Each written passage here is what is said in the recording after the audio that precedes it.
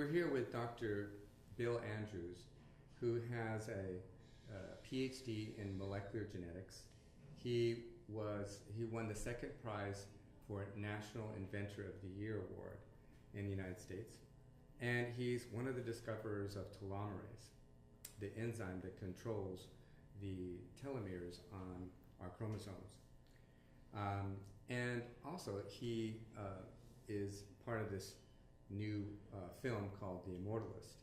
It's actually about his life and his research.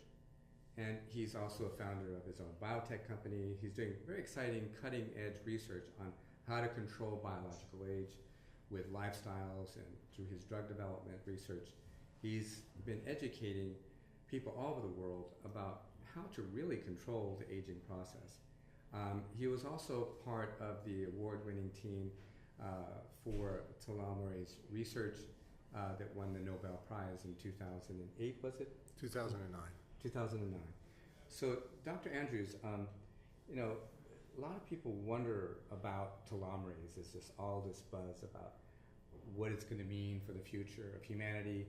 Can we control aging in this very scientific and methodical way? And what are the implications in the future for this? I think in years from now, we're going to look back and see this as probably the biggest medical breakthrough of all time. I think the controlling the length of telomeres is not just going to have an effect on aging, but every health-related aspect you can imagine in humans. Mm-hmm. In fact, I'm not aware of a single kind of disease in humans that has not now been connected to the length of your telomeres in scientifically peer-reviewed journal articles. It's going to be exciting, especially when we get real good control over it. Mm. Now, share with us, what was the actual discovery about? When you discovered telomerase, what was the implication of that discovery? Well, let me back up again, because first of all, I'm not one of the Nobel Prize winners. It was my colleagues that won it, and they did it for just superb pioneering work on the structures and mechanisms of telomeres. We used to always know that telomeres were the very tips of our chromosomes, but we didn't know how significant their role was in biology until the Nobel Prize winners really started looking at it. And they showed that they shorten as we age in such a way that you can actually measure the length of somebody's telomeres and tell them how old they are. More importantly, you can tell them how long it'll be before they die of old age.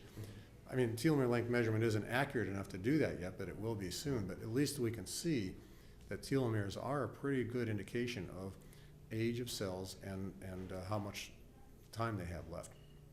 But the big thing was, can we lengthen them?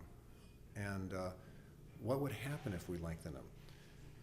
Well, first of all, it was already known that in cancer cells that divide and in human, let's say, embryonic stem cells, germline cells, etc., sometimes I just call them reproductive cells, when those cells divide, telomeres don't shorten, whereas in every other cell of our body they do. So why is it that telomeres don't shorten in those cells? Well, the Nobel Prize winners, they had discovered that there is some type of activity inside of like an organism called tetrahymena that actually keeps the telomeres from shortening.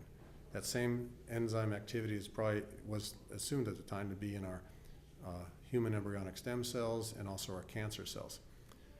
So we at Geron Corporation, when I was there, studied that to find out what this activity was, and we discovered the activity to be a protein RNA complex.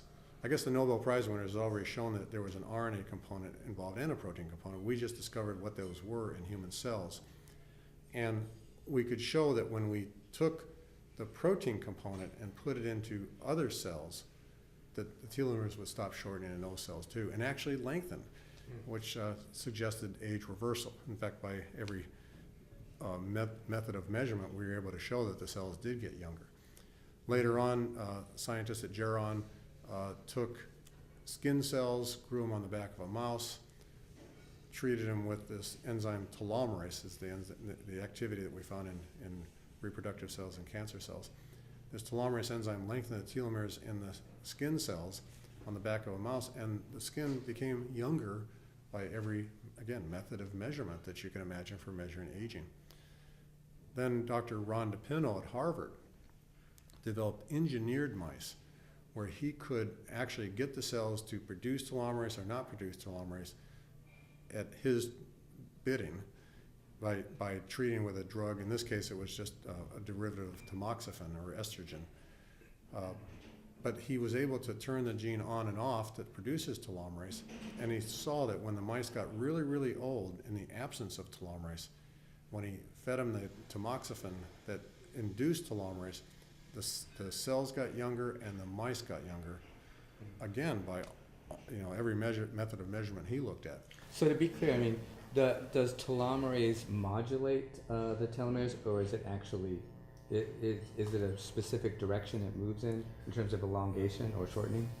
Telomerase lengthens the telomeres, but there's other things that shorten the telomeres. And I kind of look at it as a tug of war. Now, in the absence of telomerase in all of our normal cells, it's like a one-sided tug of war. You got 100 people pulling on the rope to shorten the telomeres, but nobody pulling the other direction. Now, we know that oxidative stress is one of the main shorteners of the telomeres, this immense amount of stress that's happening in the body. And this is well known. We have well-known ways of limiting oxidative stress on the physiology. Roy Walford from UCLA, one of his methods was to basically kind of starve the body, limit your your overall dietary intake. But that's somewhat been, they said that's very limited what you can do with that. What do we know today about what can not only limit damage to our telomeres in our daily lifestyle habits or dietary habits? Well, first of all, let me say that oxidative stress I wouldn't call the main cause of telomere shortening. There's two types of telomere shortening. One is basal level telomere shortening, something that's simply caused by cell division. When a cell divides, the mechanisms of DNA replication are unable to duplicate or replicate the very tips of the chromosomes, so every new chromosome during cell division is a little bit shorter, and the next cell division is a little bit shorter. I call that basal level telomere shortening. It's absolutely nothing we can do about it until we figure out ways to produce significant amounts of telomerase in cells. But then there's also the accelerated telomere shortening, okay, and that's oxidative stress and inflammation, lots of things. And it's amazing how what has been shown, again, in scientifically peer-reviewed journal articles to be not obvious, but ways of actually preventing the accelerated telomere shortening, but they don't have any effect on the basal level telomere shortening. The accelerated telomere shortening, the number one best thing you can do to decrease that is exercise. And it's been long known that exercise, a lot of exercise, can actually shorten lifespans. Okay, it can actually increase your oxidative stress, free radicals and stuff like that, to actually shorten lifespan. But that's pretty much been the case in mice, roundworms, fruit flies, yeast, but not necessarily in humans. There's been studies now showing that humans actually have 10 times the level of protective mechanisms against oxidative stress than mice do. Their superoxide dismutase is 10 times the level. Richard Cutler actually published a lot on this and wrote a book on it. That our levels of antioxidants are 10 times higher than mice. Plus, now there's been lots of studies showing that when we stress ourselves, like exercise or something, we actually boost our antioxidant levels even higher. So much so that if you exercise all the time and you do it without killing yourself, so that you keep it fun, your oxidative stress is actually less. Okay, even though you're producing more free radicals, you're producing even more antioxidants, so your net oxidative stress is less. And this is unexpected, based on all the animal studies, because the animals don't do it. The mice, the roundworms, the fruit flies, and the yeast, they don't do this. Humans do. As a result, by exercising and keeping your oxidative stress less, you decrease the rate of the accelerated telomere shortening. What do you think is the mechanism of action for that? Like, we know that with exercise, that you're circulating your blood, the microcirculation in your body is better, the lymph, circulation is better. We know that that you're getting more oxygen to your cells, for instance, you're breathing more. But what do you think is the mechanism of action to have such a profound effect on your telomeres? Okay, well, I don't know, but the mechanism of action to actually cause the antioxidant levels to go higher, I don't know. Okay, that's not my area of expertise. I've just seen a lot of papers showing that it does. When people stress, I remember there was one study where they took a bunch of obese women and tested them, had some exercise, others not. They found that their level of antioxidants went up. There were other studies showing the same thing. I don't know the mechanism of action, but I do know why decreasing the oxidative stress protects the telomeres. And that's because it's been shown in many papers that free radicals, one paper I remember, and specifically when peroxide is mixed with iron, and even in a test tube, that specifically cleaves telomere sequences. It recognizes the TTAGGG repeated sequences in telomeres and cleaves the telomeres. And as a result, the telomeres get shortened at a faster rate than just the basal level telomere shortening does. So if we can exercise more and actually boost our antioxidants, that decreases the ability of the free radicals to cleave our DNA. Another good example is catalase. Catalase is something that specifically degrades peroxide. So anything we can do to increase our catalase is going to decrease the peroxide and decrease, therefore, the accelerated shortening of our telomeres. So it sounds like it could be related to reducing inflammation in the body? Inflammation is a cause of free radicals. Inflammation works two ways. Inflammation is actually inducing a lot of cell division, especially your immune cells. And of course, your immune cells, most anti-aging scientists, or if you want to call them anti-aging or aging scientists, are both studying the same thing. What is the number one cause of aging in humans? And most people say it's the aging of your immune cells. If your immune cells get old, you get old. Right. So keeping your immune cells young is a good way to extend your lifespan and your health span. So most anti-aging or aging scientists will say that the number one cause of aging is a weakened immune system. Right. And that's what inflammation does. Inflammation causes cell division of your immune cells, and when the immune cells divide, then you have the basal level telomere shortening occurring there. So trying to decrease inflammation is a good way to decrease the rate of basal level telomere shortening, but it's not going to decrease the rate of basal level telomere shortening per cell division. It's just going to shorten it basal level telomere shortening per time. Got it. Now, we're talking a lot about limiting damage to the telomeres. Now you're studying ways to lengthen the telomeres. Yes. Can you talk a little bit about your research on that? Well, the only way to lengthen telomeres in normal cells is through the production of the enzyme telomerase. And as I say that, there's also another pathway called the alt pathway. That I don't know if the alt pathway has actually been discovered in normal cells, but it's something that cancer cells sometimes, about 5% of cancers use that mechanism to keep the telomeres long. But let's ignore that for right now, because I don't think enough is known about that to actually see if that ever occurs in normal cells. But in our normal cells, the way to lengthen our telomeres is the enzyme telomerase. And our normal cells don't produce telomerase. It's like I was talking about this tug of war. We have this one-sided tug of war. So we found ways to actually increase or start getting our cells to produce telomerase. And we found chemicals, and we add chemicals or natural products when we add to human cells in a petri dish will produce a little bit more. And so like in that tug of war, it's like now adding people to the other side. Now the tug of war, the side pulling, that's oxidative stress and inflammation and basal level telomere shortness, all those combined. Now by adding something that induces telomerase, we're adding people to the other side, and maybe the weaker ones will add one person. So now you have one person pulling to lengthen, 100 pulling to shorten. It's good, but it's still, shortening is still occurring. You're just slowing it down a bit. And then so you get 2 people, 3 people, 4 people. Eventually we're going to get to 100 people.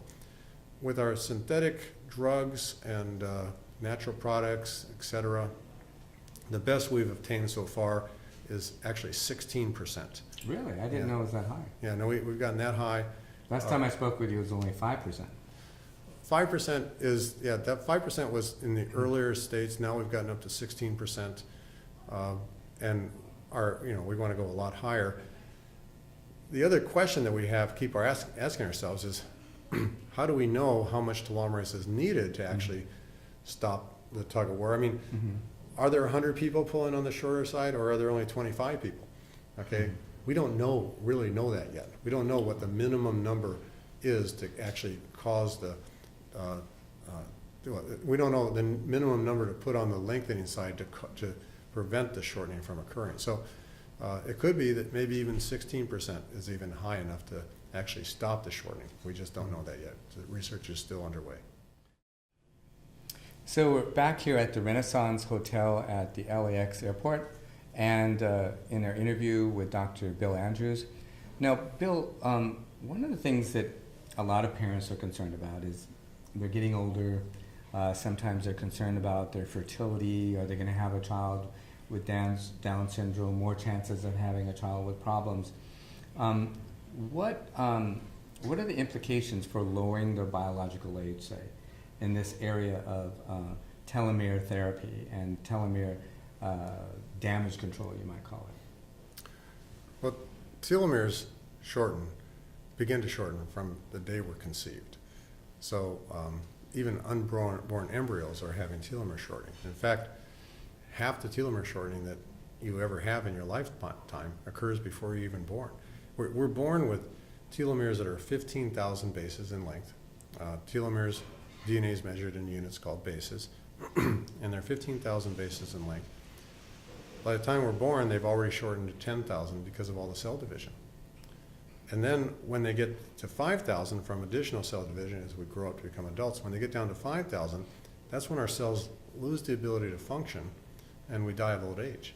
So I think it's very important to do whatever you can to prevent telomere shortening, or find ways to let it shorten at the slowest possible rate, even before you're born.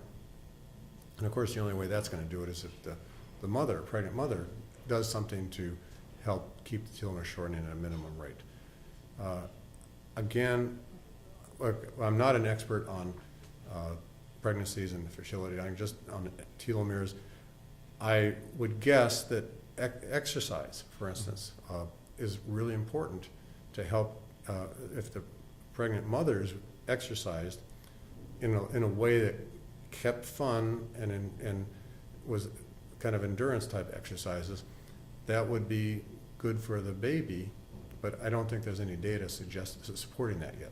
But I would imagine that when studies get done, you'll find that this is a prediction on my part. When the studies get done, that mothers that exercise will probably produce babies that have longer telomeres. Interesting. Well, we do know that moms who exercise consistently, like just go on walks, for instance, or work out at the gym during their pregnancy, tend to have much better birth outcomes. We do know that. And today, I mean, what can the average person, say, do in the perinatal period? Meaning around birth. It's like the period from 1 year before conception to about 6 years of life. So it includes pregnancy. What kind of herbs or what kind of other lifestyle changes can people make that on a daily basis they can manage this telomere shortening? Again, I don't know about that period of life. Molly Sheridan, my wife, would probably be better able to address those issues. And she's a mom herself. We're going to be interviewing her as well soon. Again, I'm going to go back to exercise, but I'm always saying that exercise is important, but I'm not the person that's going to tell people how to get out and exercise, especially if there's somebody that's been not exercising for many, many years. They're either too old or too overweight or something like that. They think they can't do it. Molly Sheridan is somebody that is focused on that, and I look forward to hearing you talk with her, because she's somebody that I think can really help people get out there and exercise. And I like that because that will keep telomeres longer. I am, again, whether or not that's actually going to affect unborn children, I would bet my life on it practically that that's the case. There's just no scientific data supporting that yet, but except for the data that non-telomere data like you were talking about. Now, would that be also true of the father? For instance, a lot of men, they don't think they even have a role in the health of their babies. Would you say that fathers who exercise prior to conceiving their children probably would have better telomere integrity as well? I doubt if I would find it really hard to explain why the father exercising after the baby's conceived is going to have any effect. Before conception. Okay, so again, I'm not aware of any data on this, but there's so much data in the scientific literature right now showing that the more you do to protect your telomeres, the healthier you are. And I'm sure it's going to help with the reproductive health too. So the production of sperm and healthy sperm stuff is going to be probably better if you do everything you can to protect your telomeres. Got it. Now, we know today that, for instance, that men, as they age, their telomeres get shorter, and women as well. Now, with men, it's kind of different because research shows that, ironically, even though their telomeres are getting shorter, the sperm's telomeres are getting longer as they age, and actually that also translates to the telomeres in their offspring is longer. Why would that be? It seems like it would be just the opposite. Personally, I'm not ready to accept that data. It may or may not be true, but I would like to see it reproduced many times. There's a lot of stuff that's published in the scientifically peer-reviewed journals that have been since disproved. And so I don't actually believe something until it's actually been published a lot of times by a lot of different groups. So right now, I'm not ready to accept the fact that telomeres get longer in sperm as men get older, and I don't think it's actually. I don't think there's data showing yet, unambiguously, that that's actually occurring in children. Well, let me ask you another question. Like, how do we explain the fact that people like Leonardo da Vinci, people like Michelangelo, people that we all agree are the most brilliant people that have ever lived, had much older fathers? I mean, Leonardo da Vinci's father was 60, and so was Michelangelo's. And then we look at this, and we don't really have an explanation for it based upon what we knew then. I mean, it wasn't like they had health food stores, or they were doing, they knew this data on exercise. They didn't even know what germs were in those days, or what infection was in the body.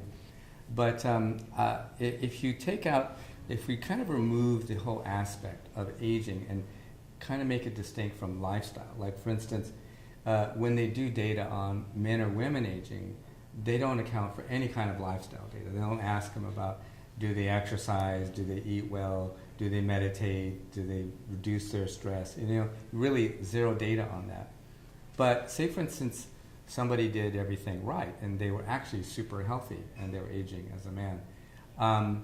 What would that do? Say somebody followed a very strict telomere management protocol. Would that tend to have a healthier child that they were conceived, do you think, than one who didn't manage that? Well, bottom line, I think the explanation for why Leonardo da Vinci and others had older fathers could very likely be telomeres. I think that's a great theory. It just hasn't been tested yet. Got it. And so the data's not there yet. But I'm obsessed with this field. I'm a big believer in this field. I believe that lengthening telomeres is going to be good in every way imaginable, including that. The data is not there yet. Got it. I see. We're here with Dr. Bill Andrews again at the LAX airport at the Renaissance Hotel. And we're about to talk about now telomere biology. Dr. Andrews, can you go more in depth about what you understand about the functionality of telomeres in the body and the whole biology around that? Okay, well first, I should just spend a few seconds talking about what telomeres are. Telomeres are the very tips of our chromosomes.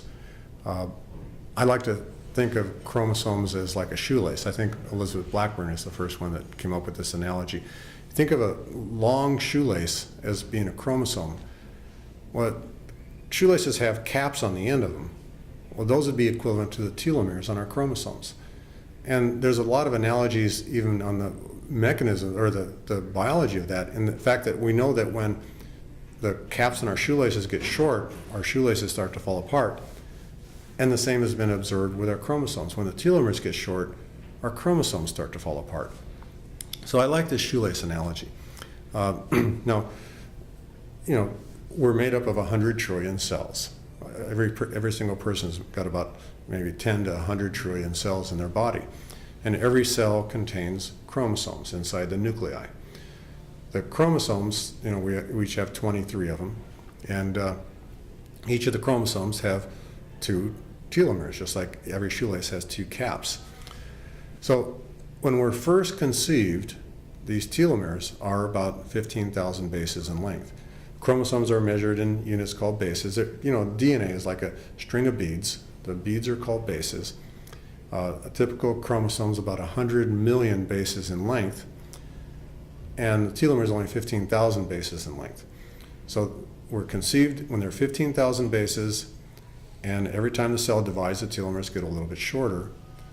When we're born, they're already down to 10,000 bases. They keep dividing, getting shorter and shorter as our cells divide. And when the telomeres get down to 5,000 bases, our cells lose the ability to function, and we die of old age. Now, this isn't theory anymore. This is fact. This is something that's been well published. Nobel Prize in Medicine was awarded for it. Lots of research has been done verifying it. It's without a doubt accurate. Every time our cells divide, our telomeres get shorter. And there's really nothing we can do about that yet, okay? No matter how well you eat or exercise or do everything your doctors tell you to do, you can't stop that shortening. There's other things you can do there's the exercise, the eating, and doing everything your doctor says will help in other ways, but it won't stop that basal level telomere shortening. Okay, now, I said you can't stop that basal level telomere shortening, but you can accelerate it. I call that accelerated telomere shortening. Anything related to an unhealthy lifestyle, lack of exercise, obesity, smoking, free radicals, be oxidative stress, depression, stress, pessimism, even all these things have been shown to actually cause telomeres to shorten at an accelerated rate. Now, what about sunlight exposure? There's been a lot of controversy. They used to say, don't get in the sun at all. Dermatologist says never go in the sun. You'll get cancer. Now we're finding just the opposite, that sunlight exposure is very important for so many biological functions. Well, sunlight is very important for increasing your levels of vitamin D. And vitamin D has been shown to be one of the most important things you can be doing right now. So sunlight has been shown to increase your vitamin D. And I think vitamin D is one of the most important things you could have inside your cells. But you can get it also from supplements. Sun also does a lot of bad things to your skin. I mean, sunburns are never good. And sunburns kill cells. Other cells have to divide to replace that. And so in the healing process, it takes several days to actually heal a sunburn. But that's because cells are dividing to replace those killed cells in a lot of cases. So sun exposure is good to to up your vitamin D. You can also get vitamin D from supplements. And I would say from scientific literature in terms of telomeres and even non-telomeres, the most important thing that every single person should be doing is vitamin D, omega-3 fatty acids, antioxidants, probiotics. Those are the biggies. I think those ones every single person should be doing to maintain their health and their telomere health. A little bit of sun is important, but I think you can supplement vitamin D capsules for the same thing.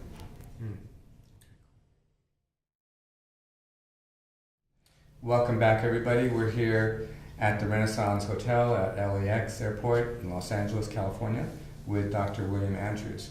Now, Bill, Can we talk about like when, a lot of people say, well, is there any time when you wouldn't have telomere therapy, for instance?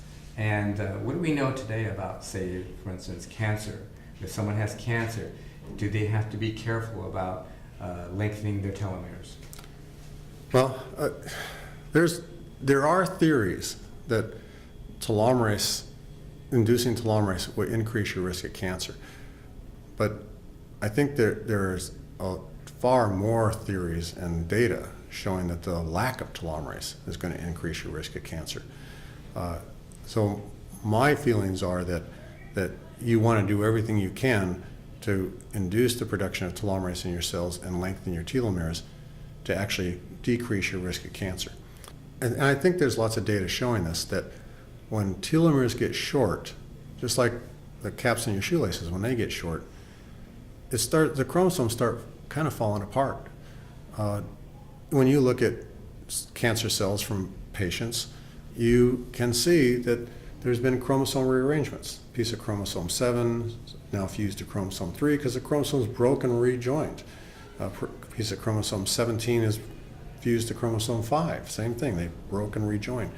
These are mutations that can cause cancer. They can put oncogenes and tumor suppressor genes under control of different regulatory mechanisms that affect the ability of a cell to have growth control or not have growth control.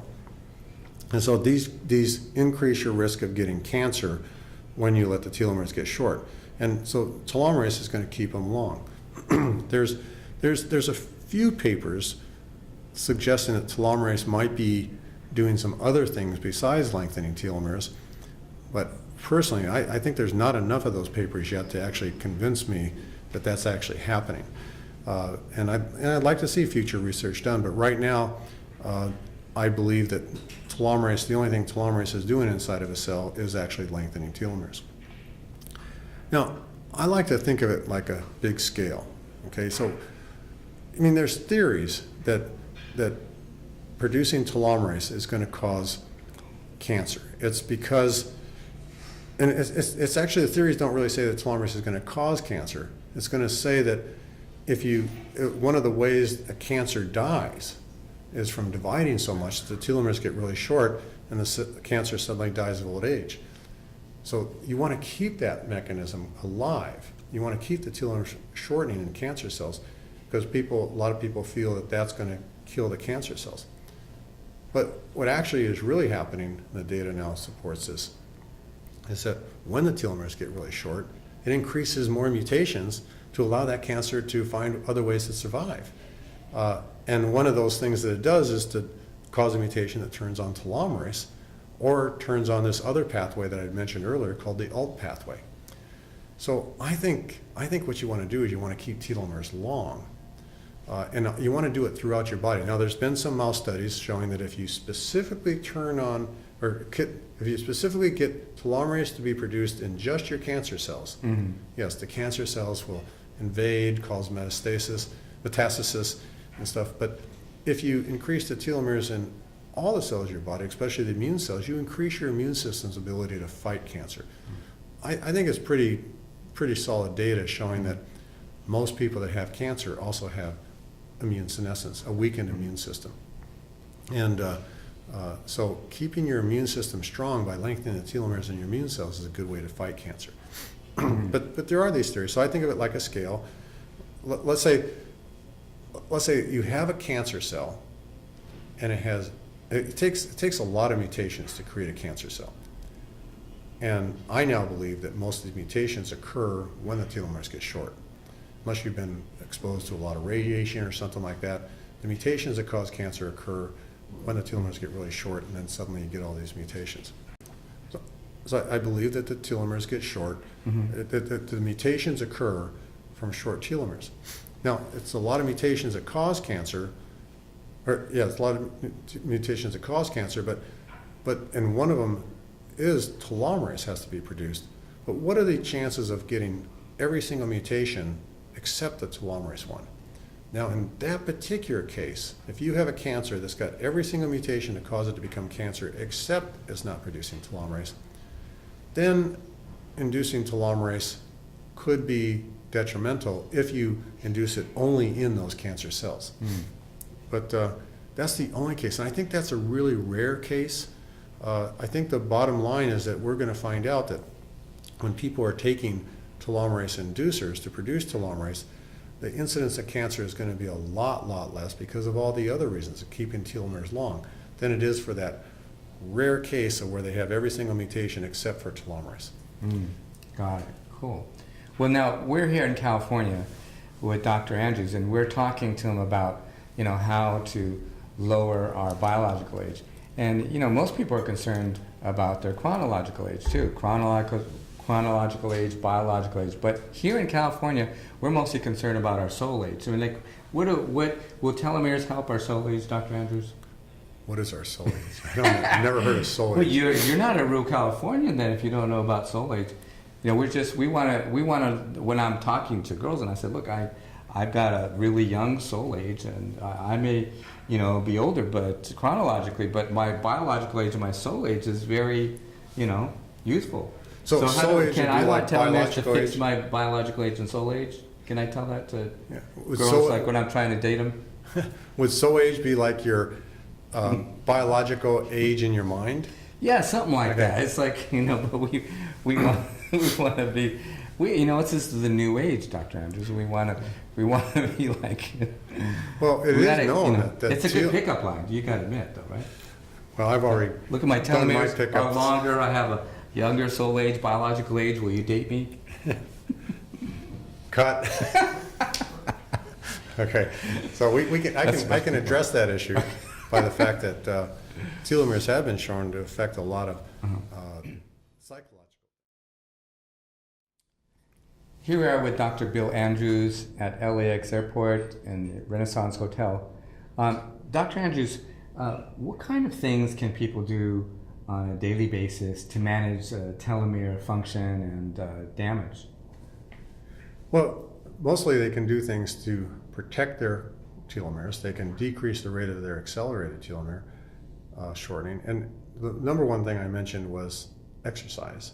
And I look forward to hearing you talk with Molly Sheridan about her ideas and stuff like that and how to get people out and exercise. I think that's the most important thing to do. There's also certain supplements. There's been scientifically peer-reviewed journal articles showing that people that take vitamin D, omega-3 fatty acids, and antioxidants have longer telomeres than their friends their same age that haven't been taking them. So these work by, they don't lengthen the telomeres, but they prevent the accelerated telomere shortening. In addition, don't smoke. Lots of data showing that smoking actually accelerates telomere shortening. You wonder why you look at somebody that's been smoking their whole lives, why they look older than their friends their same age that don't smoke. This is one of the main reasons why. Obesity, the same thing. So people got to lose weight because obesity is causing a lot of inflammation and a lot of oxidative stress. But some other things, there's stress. An amazing amount of data has shown that stress actually accelerates telomere shortening. Like mental stress, domestic stress, or All kinds physiological of stress? stress. So oxidative stress, psychological stress, the kind of stress your boss gives you, all that kind of stuff. It's like examples of studies, the caregivers for Alzheimer's patients, not the Alzheimer's patients, the caregivers who were looked at. And they had shorter telomeres than their friends their same age that weren't having to take care of somebody. So if somebody out there is taking care of somebody who's got Alzheimer's or some kind of disease like that, you got to find time to take care of yourself. Otherwise, you're just accelerating your aging. Same has been shown for adults that were abused as children. Adults that were abused as children have shorter telomeres than adults that weren't, just because of all the stress they had when they were children. Financial stress also, household incomes, that families with high household incomes have been shown to have longer telomeres than families and household incomes that are low.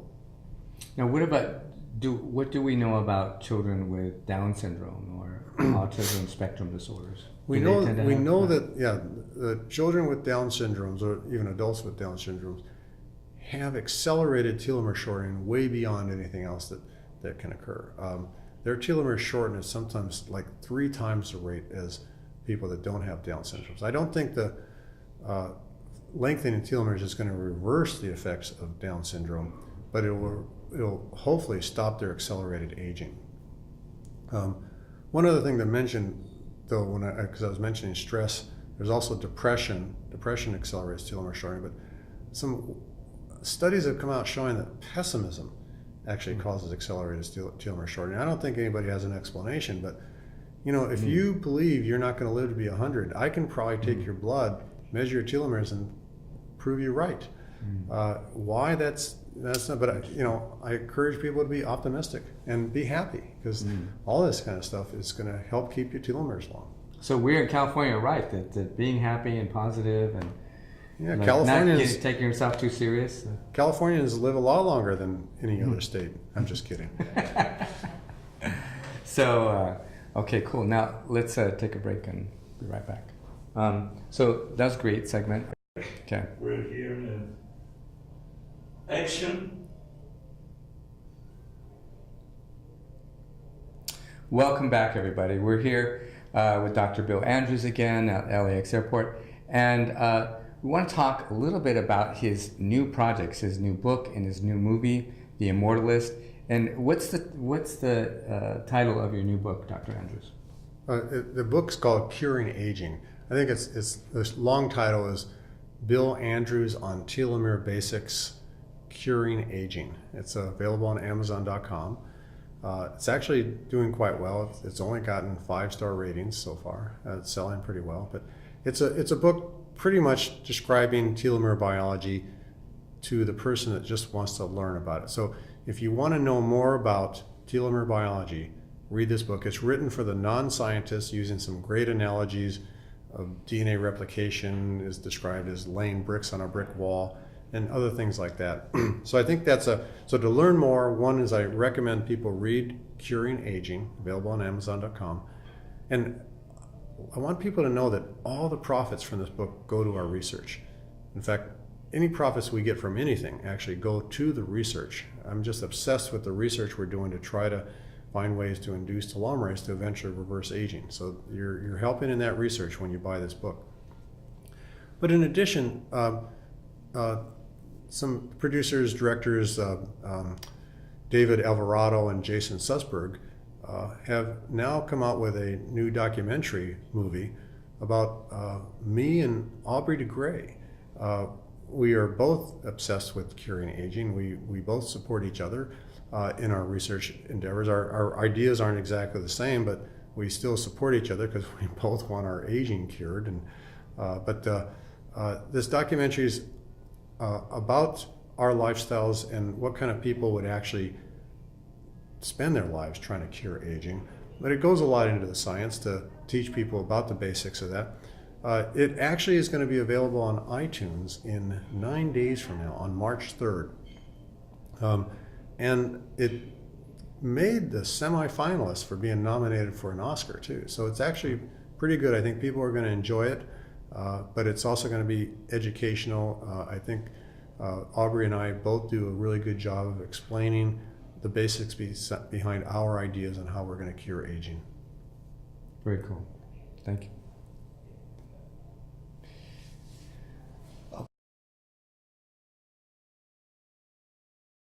Schedule that just shows you how to start from zero, from absolutely no exercise, how to get out there and start moving through space to really help yourself in so many ways that you can't even imagine all the benefits that you get from exercise. So fantastic. Well, now you as a mom, you've raised 3 children, and they're full grown now. And, yes. And what was your experience being a mom, and with what you know now, what would you have done differently then? What do you have to say to women today who are about to have a baby? Mostly get the information, get all the information that you possibly can from people that have the latest on nutrition, what's the best nutrition, and the best programs that you can do to implement a healthier lifestyle to get to the point where you have your child. So back then I was fortunate enough to have a doctor who really helped me with natural childbirth, which was really important, and I educated myself on everything,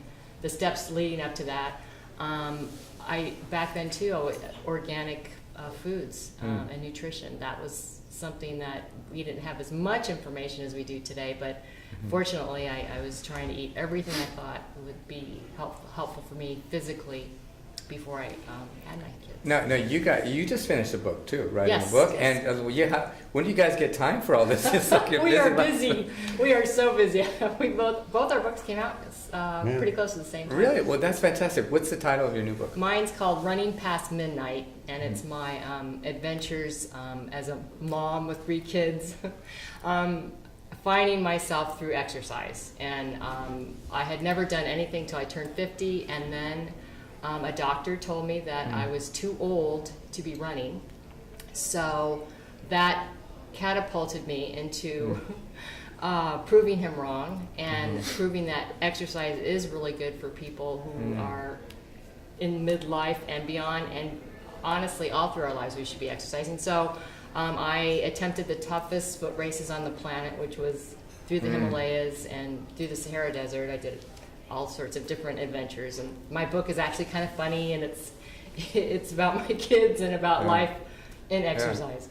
That's such an inspiring, I mean, that's such a beautiful story, very inspiring for future parents now out there, because so many people believe falsely, like you're pointing out, that, it's too late for me. And your story that, like, it's never too late, like, no, just get out there and pound the pavement and get in motion, get in action. Absolutely. Instead of worrying, be in action. That's right. It's But one of the things that I like about her book and her business is that she didn't get out and just start doing this all of a sudden. It's she had to get started, and what she found is that it kind of became addicting. Okay, so she didn't say, I want to become an ultra marathon runner. She became an ultra marathon runner and doing all these long adventures just because it became addicting, and you can't stop. So it's those people that are out there that say they're sitting on the couch, they can't get to it. Believe me, if they just start off a little bit, they can actually start finding it becomes not a chore, it actually becomes addicting, they can't stop. And it's not, it's really not about what I do, like my ultramarathon. It's not for everyone, and I totally understand that. But I do believe that everybody should be moving, and it's either swimming or hiking or walking, get out in nature. What that does for you personally, and it doesn't take much to get, even to do a mile or 2 miles, I think sometimes people feel overwhelmed, like it's impossible to get out there and do, longer distances or whatever. But that's not the point. The point is really just getting out there and starting. Got it. Now, there's this strong belief in aging out there. Like, people believe, like, look, this is the way my parents lived, my grandparents, and my ancestors, they all lived and died at a certain age. And people even say that over and over again to themselves, like, well, my mom died at 59 and my dad died at 59, so therefore I'm going to die at 59. Now, what you're saying is like, no, it's like, it doesn't necessarily mean that. I mean, you guys have a really profound, scientifically validated message to people, which is very unique in this world. And I tell people, I say, it's an exciting time to be alive, people, because what we knew in the past isn't necessarily going to happen in the future anymore. Right. So, I mean, your message is so positive, it's so inspiring. Bill, can you talk a little bit about, from your point of view, what I mean, you both look so much younger than you are, and so you're perfect examples of practicing what you preach, for instance, The bottom line from a lot of literature now published in scientifically peer-reviewed journal articles is say the more you move, the longer your telomeres. It's endurance exercise, as long as you keep it fun. And Molly's got programs that she's designed and stuff like that help teach a person how to get out there and start moving. And that's why I'm so interested in what she's doing, because when I talk all about telomere biology, I can say get out and exercise, but I can't tell people how to get out and exercise. So she's brought that system to the table, and I'm encouraging everybody to follow what Molly's programs are doing, especially the Run From Anywhere. It's www.runfromanywhere.com, and her business, Desert Sky Adventures. Wonderful. Hello, we're here at the Renaissance Hotel, LAX, with Dr. Bill Andrews and his amazing wife, Molly Sheridan. Now, Dr. Andrews, let's talk about what the future looks like. It's a very exciting time to be alive, because there's so much on the horizon in terms of new technologies to control aging and even reverse aging, possibly. Oh, I think the future is going to be very great, and I think people are going to be surprised at how fast this is going to happen. It's not just telomere biology. I think telomere biology is going to have a tremendous impact on people's health and their lifespans and their health spans. But so is stem cells. Stem cells is available now. I think it's one of the biggest medical breakthroughs of all time. I think stem cells are a very good thing. It's going to really change the future of health. There's also nanotechnology and nanobots. And then there's also things like cryogenics, okay, which are being perfected. And so if all else fails, you have cryogenics to resort to, where you actually, if you're beyond hope and you're going to die, and you just make certain that when you do die, you're frozen right away so that you can be thawed out in 100 years. I mean, it's not working so well right now, but I think some people, like Dr. Greg Fay, are coming up with some great ideas on how to really make that work. And then the other is brain uploading. Sounds kind of science fiction, but the people I've met and the investors that I've talked to, it is looking pretty good. Like, it's not long before we're going to understand the brain enough so that we can actually have it like download through Wi-Fi, or is it uploaded through Wi-Fi to a computer when you die?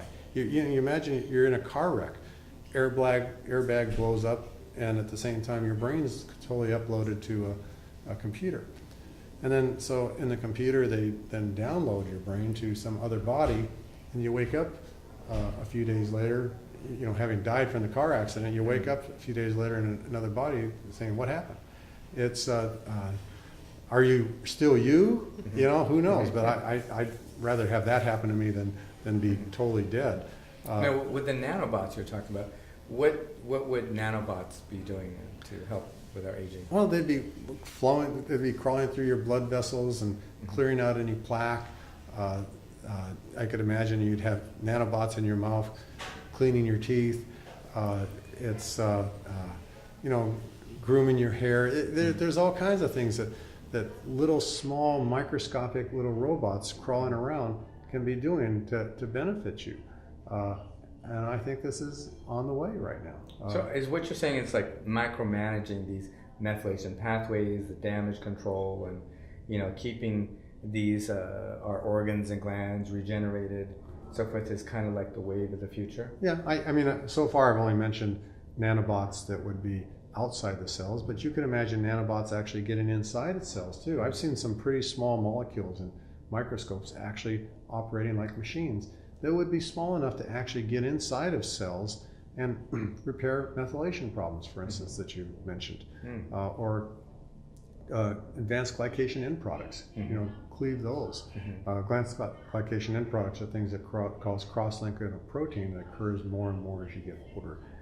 They could also be affecting gene expression.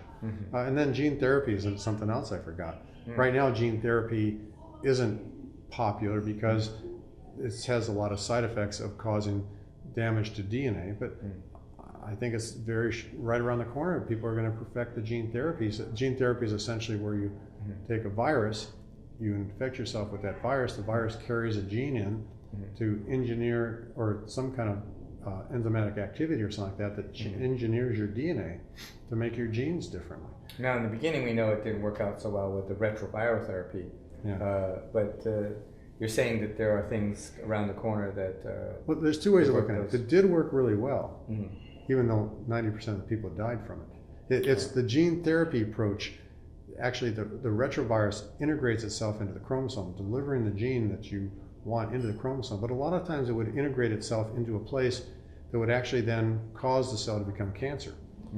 I think there was a bubble boy study, maybe two different studies done on the bubble boy disease, where they tried gene therapy to repair that, and a little more than acceptable kids died from cancer as a result of the gene therapy itself. There's new viruses out called like adeno-associated virus and things, and adenovirus is also looking pretty hopeful as a way of actually doing gene therapy without getting these side effects. Got it. Now, Molly, let's talk a little bit about what your view is on, advising women preconception. In the preconception phase, what can they do to, manage their biological age and actually, like a lot of them are concerned about their age as they get older. It's very common for them saying, like, I don't know if I should have a baby now, and what can I do? And indeed, there's ways of measuring biological age, which shows that women can reduce their biological age quite dramatically. Right. What would you recommend in your experience that can help? Well, there's actually two things that come to mind that women can do right now, preconception, and that is one is food. The food intake, healthy food intake, organic products, organic vegetables and fruits. Just simply changing their eating habits. It has such a huge effect on aging, and also detoxifying their body. And simple foods like beets are really good for liver detoxification, and just lots of juicing of plants, spinach and kale and chia seeds, and throwing those in a juicer just really does amazing things. And it's a small thing to do in their busy schedule just to change their eating habits. The other thing is reduce stress. Stress is so huge, and it's such a chronic problem we have in our society. All of us are super busy. All of us are working or raising kids, or we're multitasking, and in an environment that's very intense. And so to find an outlet for your stress is huge. That's why I always recommend exercise. Get out in nature. There's actually some studies they've done on the benefits of being out in nature on the psyche, and how that automatically reduces the stress that you have. Just taking a walk down a path and clearing your mind. Meditation. Movement helps with getting to a meditative state to reduce stress, swimming and hiking. And there's just those few things that will make a huge difference in health. Great answer. Now, what do you think that, what kind of advice do you have for women who are pregnant? A lot of women who are pregnant think, oh, I shouldn't exercise during pregnancy. What do you have to say about that? I think they absolutely should exercise, and I think that they need to find a doctor who understands exactly what the best benefits are for them personally during their pregnancy. Stretching is nice. Floor exercises are great. I mean, it's not huge movement. I think walking is enormous benefits. Nobody can get hurt by out there walking briskly and raising the level of your heart rate in a healthy sense. Swimming, there's just so many things. They have so many options too for bike riding. I mean, I think that, early stages of pregnancy, pretty much it's endless what you can do exercise-wise. And then later on in pregnancy, depending upon how everything's going and, with the advice of your doctor, I still think up until delivery that they should be moving. Well, we certainly see that in some of the research that shows that when women exercise during their pregnancy, that they have much better birth outcomes overall. Now, some of the theories about it are, of course, it's obvious that you're having better cardiovascular, support for the baby's circulation, more nutrients are being delivered than theoretically to the baby as well. And the microcirculation, say in the liver, which is extremely important during pregnancy, is enhanced. So what is your perspective to either of you about this? Why does exercise work so well during pregnancy? Well, let me first say that, as we mentioned before, the more you move, the longer your telomeres. And anything that affects the mother's health is also going to affect the unborn baby's health. And telomeres begin to shorten from the day you're conceived, not the day you're born. They're shortening from even as you're developing as an embryo. And so the more the mother can do to protect her telomeres and keep her telomeres long, the better it is for the unborn baby. And that includes exercise. She shouldn't get out and try to win a marathon crawling on her hands and knees to reach that finish line. That's not good. That's going to actually accelerate telomere shortening.